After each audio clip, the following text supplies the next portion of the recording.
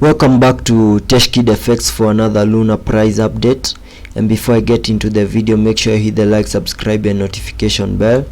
Luna is currently trading at the $56 mark, and from the all-time high that we made on around the end of the year, the market is down by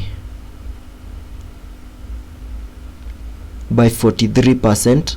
And what I have on the screen, this is the daily chart, and from this daily chart there are key supports and resistances that I'm watching. One is at the $51 mark as a support, which has given us support for a couple of times. The first one is here, then here we broke to the downside of this support, and then we had a bounce back to the upper side. Then we have this resistance that we have on the $65 mark, another one at the $86 mark. Also having a quick review of what has been happening on this chart. You can see that on around August of last year, we started having higher prices for Luna in a wave 1, wave 2, a wave 3, and to this point, to this high at the $78 mark as our wave 5. Then from that point we have been having an ABC correction on this other side. This is the Elliott wave that I'm talking about, having our wave A on that side, a wave B, and then a wave C to the downside.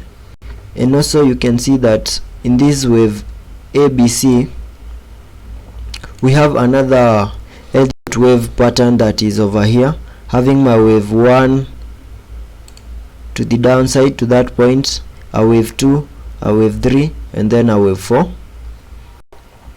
With that review, we can now make with that review of how the market has been playing out, I now can give you the key expectations that I expect to see on this chart.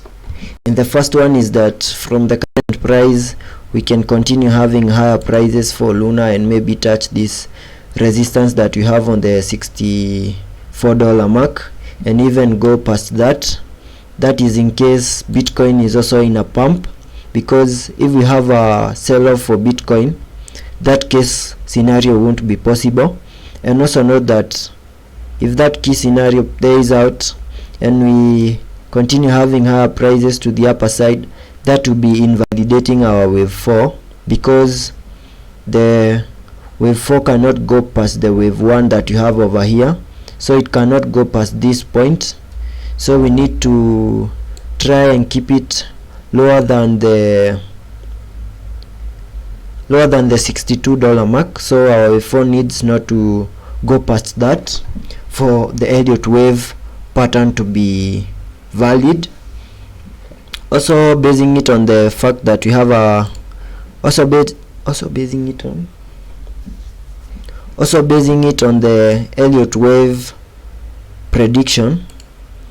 One of the key scenarios that I expect us to see on this chart is that we can continue even having lower prices for Luna and maybe touch this support that you have over here and go past that support in a wave 4, which will be also a wave C that we have seen in this ABC correction that is over here. So that move is very likely, since the ABC that move is very likely since it will be in line with the ABC correction and also the Elliott wave pattern in our wave 5. So if we continue having lower prices and go past this support that you have on the $51 mark, that could unlock even lower prices for Luna and maybe touch the next support that you have on the $35 mark. Once that move plays out, I expect us to even reach the $30 mark. So that means that we can have a sell-off of about another 50% for Luna.